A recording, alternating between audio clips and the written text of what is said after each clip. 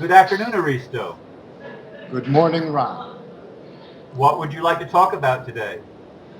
Well, there's a lot of things on my mind, but as usual, when I come here, I listen to your video and I read some of the comments from people, so that brings up even more things. And I do a very quick attempt to synthesize everything together, and it's still always up in the air, so we'll see how it develops. The main theme, as per request from a few listeners, was to talk about developing our latent potentials. Um, at the same time, you've discussed certain political situations and the attitude that people have, negative and positive, and all of that. So I want to blend all of that inside. There was one person, for example, I noticed two extremes. The one is the one you basically address usually, which is the complacency issue. Um, I call it fatalism. It's fatalism in disguise. And if you look at the third world countries, you wonder these countries have so much population, so much determination, and they used to be high civilizations at one time, and their environments are much more benign than the environments of the north. So how have they been subjugated so easily? And the main psychological reason for me is complacency. Fatalism. Complacency is basically the effect of fatalism. Fatalism is, if you look at every ancient tradition, every historic religion, they all have this idea that there is a fate, or the gods have decided, or your karma is this, and basically you cannot change your fate. And these are basically the holy people of these religions come and say the same thing. There is very little sense of free will, of changing fate, which you see in the West. This is the difference between the European West um, and the rest of the world. Islam has the concept of kismet. Even Christianity has God's will. This is God's will. You can't change it. Blah blah blah. So one wonders: is this really in the nature of humanity, or is it a very very clever and early or ancient method of manipulation that has The become program. a program, exactly, that has become so ingrained that it's in our very collective roots. And so whenever we feel something, people usually feel despair. So a friend of mine used to say, hey man, you're hopeful, you're going to get screwed. Don't be optimistic, don't be hopeful, be pessimistic. Always think of the worst case scenario because you'll never be disappointed. Uh, it's far I've worse, heard similar advice. and if something good happens, and it seems to be really good. Murphy's Law, this whole idea that whatever bad can happen will happen. And so, not rocking the boat is the conservative stance. You see it in the animal kingdom. There was this idea of the reptile brain, that one person brought up yesterday, and then somebody else had brought up earlier, and we discussed a little bit. And the reptile brain has 4 or 5 main functions.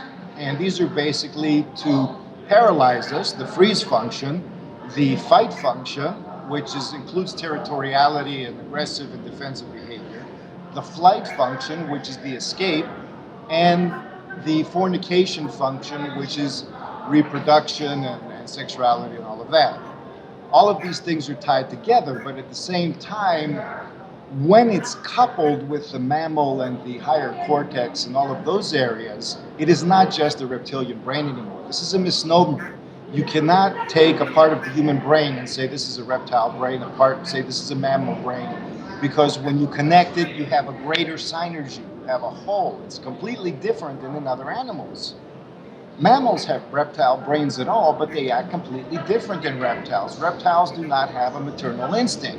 You cannot separate em- their emotive mammalian brain from what their primitive dynamics.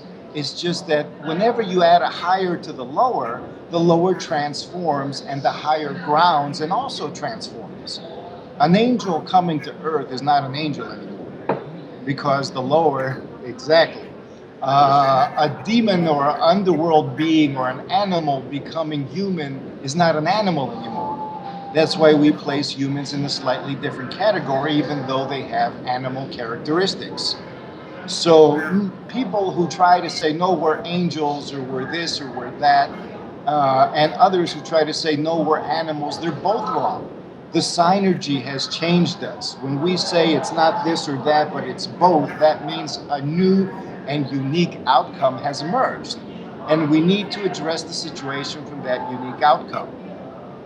So when we divide and conquer our own neurological structure and place one part of it at the top of a pyramid, we're just modeling the psychopathic social system within our own beings. And we can't expect to do anything less, because then we end up saying there is no truth, or it doesn't matter. And why do we say that? Because we don't feel the impact of meaning as an experience. Meaning is not just a cognitive or intellectual issue. It's not just saying, well, the meaning is this, described as that thing. It's a sense that we have within us.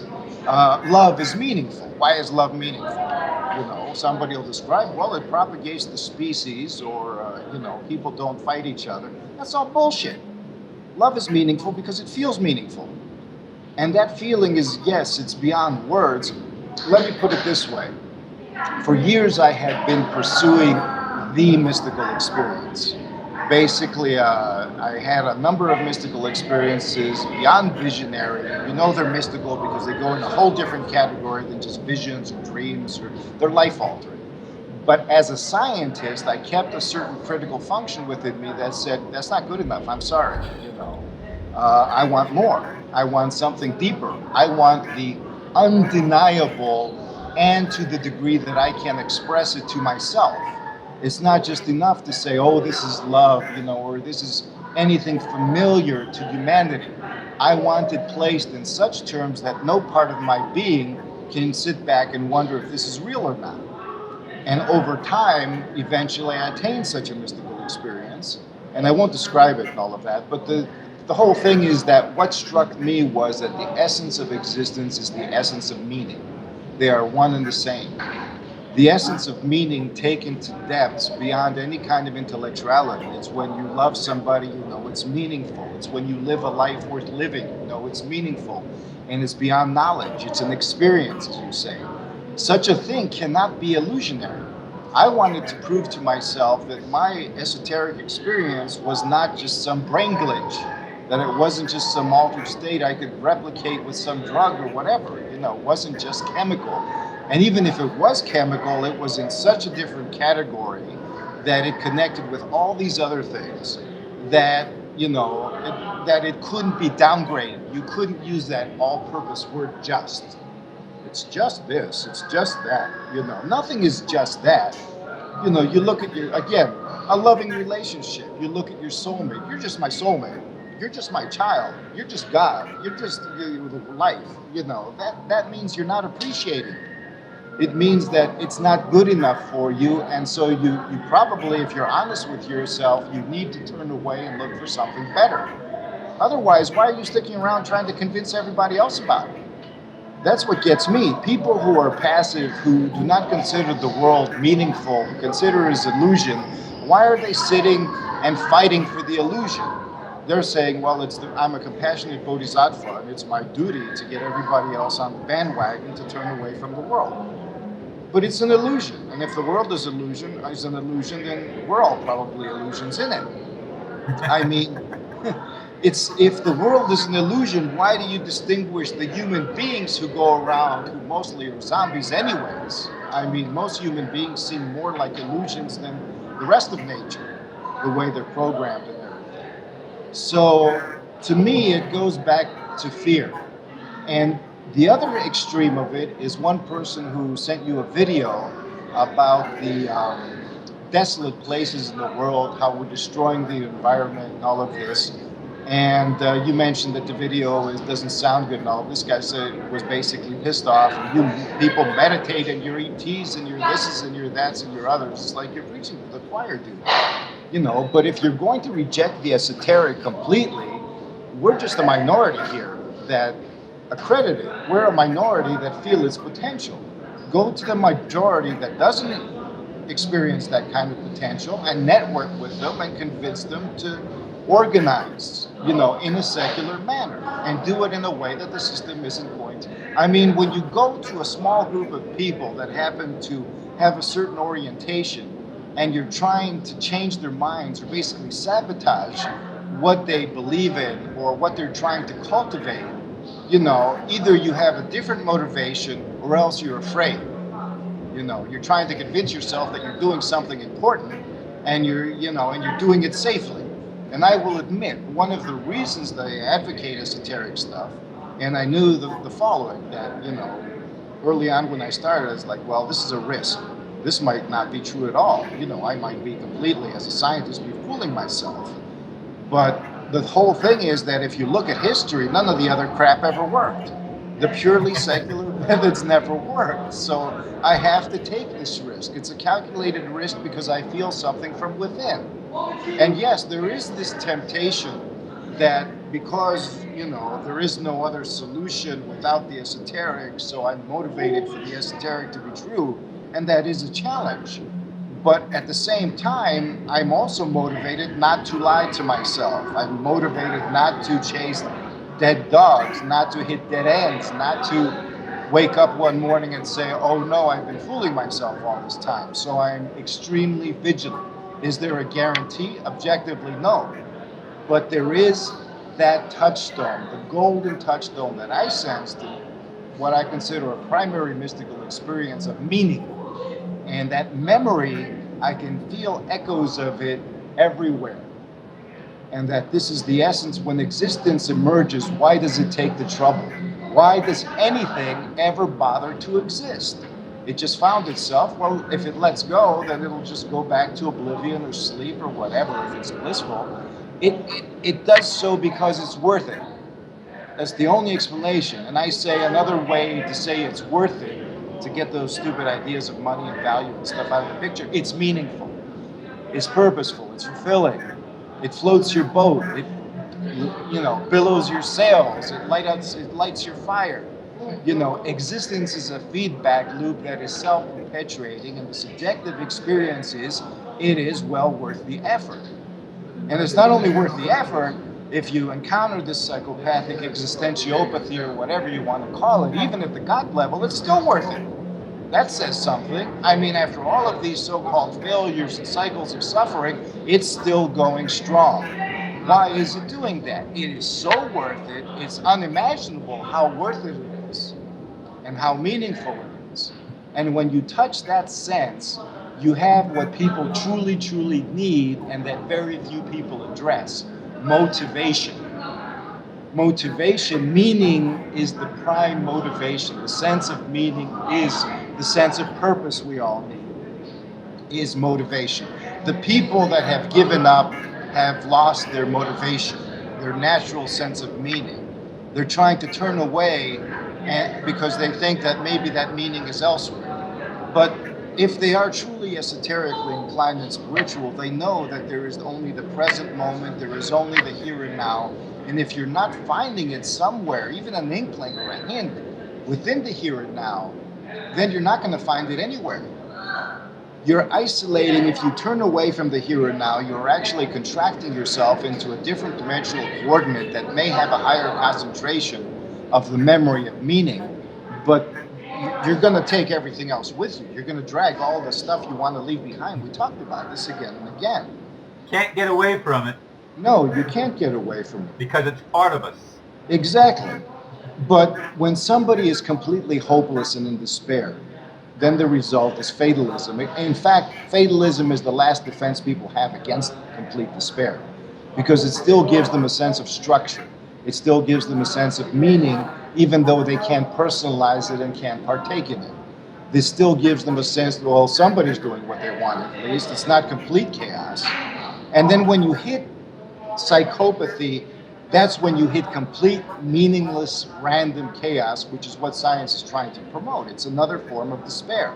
It's trying to take that spirit of the modern emergence that is our, modern civilization. If you take out psychopathy, that was expressed in the American Constitution, for example. You forge your own destiny. You've moved forward and you create your own future. You don't do it arbitrarily. You do it in connection with your environment and with other people, but your will is still your will. It's the pursuit of happiness. The pursuit of happiness, exactly. The creation of happiness, the establishment and structuring of happiness. All of these things are not just something we can do, they are divinely ordained rights. They are ingrained in the nature of the human condition as in the image and likeness of the divine. And let's think about this image and likeness thing, because I said that when an angel comes to earth, they are not an angel anymore. And when an animal evolves intelligence, they are not an animal anymore. So in that in-between point, you have the image and likeness of the divine. You have the full integration of heaven and earth, and the divine cannot just be heavenly and it cannot just be earthly. And so that is where we come into a nexus point of our potential. So if there's any species on the planet that can defy fate, it is humanity.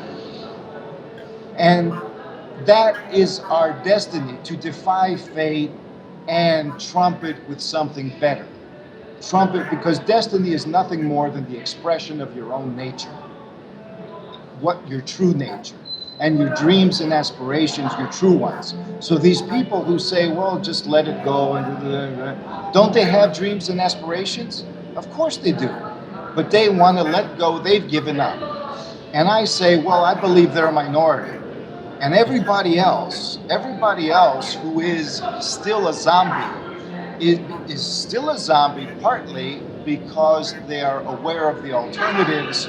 And the alternatives are either freaking out, running around like a chicken with his head cut off, and forgetting the esoteric stance completely, and just repeating all the past karma, which the psychopaths have basically blocked all the exits in that regard, or becoming pseudo-esoteric and escapist. And those two roads both lead to despair, because those two roads are both programs. You're either lost in some imaginary heaven, or stomped into the flat, dirt with no options. And so to be truly spiritual, you have to be terrestrial. There is no other way for the human to do it. And then other people come in and they say, well, what you said before, man is, meant to be served by nature and all of that. Of course, you could probably phrase it differently, but again, there's this resistance against manifest destiny of the human nature and the human potential, because it's a responsibility, and the responsibility can lead you to a place where infinite possibilities are open before you, and half of those possibilities are going to be undesirable. At least, you're going to have to say, well, if there's infinite possibilities, I'm not going to be wanting all of them. I'm going to be wanting the best. Maybe one, which is the ideal. And that is the nature of creation. It is the nature of choice. So if somebody says, okay, I surrender, I say, okay, good, because you're a minority. But take responsibility for your surrendering, please. Don't try to force everybody else into it. Don't be afraid for them. And if somebody says, forget about spirituality completely, you have to get with, well, why don't you practice what you preach? Organize all these people who are lost, who don't want to believe in spirituality, then apply what your inspiration says. And if you're like us, who believe that there can be a merger of the two, well, go to people who are dissatisfied with the extreme of secularism and the extreme of escapist spirituality. There's many of them, and they are asking questions and seeking solutions. It is to these individuals that I address this conversation, because it is better to take a minority and cultivate its potential. Then you have a number of cultivated individuals that can spread out, because each individual has its own specialized connections to the collective. They can address their own issues in their own way, and a whole number of people that you and I, for example, could never reach, they can reach. It's a cascade effect. It's a domino effect. So I'm saying to both the escapists and the others that if you really want to, be true to yourself, take that stance and live it. Living the escapist stance means escaping. It doesn't mean hanging around and trying to sabotage everybody else's sincere attempts. It's good to have dialogue and it's good to have discussion, but know that when you view a person who is cultivating something they believe is positive and those receptive to it, there is a reason for it. And the thing is that if the escapist people can cultivate what they desire, they can discover the true nature of escapism on their own terms. And when the sleeping public, as they are triggered more and more to wake up, even if they resist, there's going to be triggers that are going to make them wake up. They desire options. That's why they're resisting. Subconsciously, they want to know, well, I'm going to wake up, and what am I going to wake up into? All you have now is the Matrix saying you're going to wake up into a nightmare. Ha, ha, ha. You don't really want to wake up. So you better stay asleep. It's your fate, it's your this. All they have as a default understanding is this ancient imprint of fatalism. Whether you call it the gods or the bankers or the authorities or the police or this, it's fatalistic. They're going to get you, no matter what you do. Or the comfort zone. It's a comfort zone because... It's a comfort zone because it's familiar. It's familiar, and it keeps away the discomfort zone of the unfamiliar. Because it's not just unfamiliar. If it was just unfamiliar, I mean, babies go around and they'll stick anything in their mouths. It's in our nature to go to the unfamiliar. We enjoy it. It's play. It's exciting. It's adventure. But when you're brainwashed for thousands of years and through your whole lifetime that the unfamiliar is bad, that the other race is bad, the other orientation is bad, threatening, because it's going to change you into what you don't want to be, people are not afraid of change. They are afraid of changing into what they don't want to be. How are we time-wise? Oh, let's look. 31. So you've got it's 7 more minutes to reach 30 minutes. Okay. I was going to go once again into esoteric stuff and into basically talking about how to develop potentials. But this talk is actually part of that, because the first thing you need before or as you begin truly developing, and not just developing, for example, you've had many results that you've mentioned on your videos with healing, with healing your pipes, changing things. And at the same time, you've had setbacks. I'm talking about amplifying these potentials, about bringing them to a place where you can truly and effectively address what's in front of your face and what's in the collective. So the first thing is to be solid on the ground with your head held up high, with a stance that's balanced. It's very similar to martial arts. You have a stance where you will not be knocked down because it is your stance of truth. Even if it's not the truth, it's the truth that's meaningful to you. Is it meaningful? In the moment. In the moment that is ongoing. It's not just one moment and then group by shift. It means get your sense of meaning. Joseph Campbell said, follow your bliss. And many people think that's lightly because bliss is some ephemeral, hedonistic, who knows what. But really, look at it as your sense of meaning. Bliss, purpose, meaning, even love. All of these things are one essential essence. And if you can get into that and stand upon it and choose it and take responsibility for it, the rest of your course will begin unfolding, and it will be challenging, but it will not be threatening. It will be an ally. Everything else that contradicts it might be challenging, but your course will be your ally. And many people experience that as their true inner and higher self. This is the Christ self. It is the unfolding and the blossoming of your destiny realized as the truth of your being. And this is what I wanted to say today, and to please consider these things no matter where you are. I'm not rejecting offhand any of these views. What I am saying is that be honest about what your sense of meaning is, and be honest, do you really want to go to people who have a different sense of meaning first? Why don't you go to people who have the same sense of meaning as you and evolve that sense of meaning through the interaction and through the dialogue and through your own experimentation and risk-taking on your own terms. So then you can increase the stability of your stance, and then, my friends, you will be forces to be reckoned with, much more than you are now. Yeah, I've often wondered why some people seem to just go on to my site or my Facebook page or whatever and argue, trying to convince me that I'm wrong and they're right.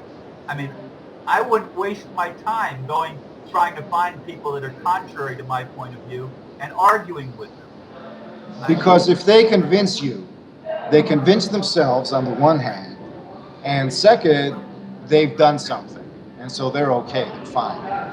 You know, it basically gives them a sense of responsibility. Now, I go on sites, and I used to argue as well, and my excuse was basically I wanted to clarify because I felt people were twisting my meaning. And at the end, I figured, well, you know, and I used to teach people occult methods, and many people progressed that were brick walls to everybody else. I spent a lot of time with them, but as soon as I let them go, all of the negativity started coming up and they refused to deal with it. They got very angry. They were basically, no, I wanted solutions. You gave me more problems. Screw you. I wanted power. You gave me weakness. You know, I can't believe this crap. Forget about it. You know, so I turned around and I found basically there are more rational people in this, but your site has people who are willing to accept. They're both spiritual, they're pragmatists, they're open to the information at the secular level, they have an open-mindedness in the scientific zone, but they are also willing to admit that integration is a must and facing the dark side is a must. And so it is good to preach to the choir and help them sing better. That's a good point. One of the things that I've had that came up last night in the discussion about the hero's journey is it's all internal, and the Matrix movie that they were using to illustrate it was the external battle that we have. And to me, this division between internal and external is even meaningless. When you think holistically, the internal and the external are one. Exactly. That's how magic works. That's how manifestation works. Because think how difficult it is to change the internal. The external is keeping the internal in place.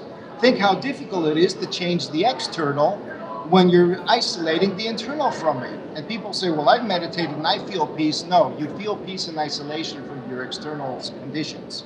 You are not connecting the microcosm with the macrocosm. That is the essence of true spirituality. It is the kingdom of, not just the kingdom of heaven. The kingdom of heaven is the earth, basically. So the earth, as the nexus between heaven and underworld, is within you. And you are the image and likeness of divine wholeness.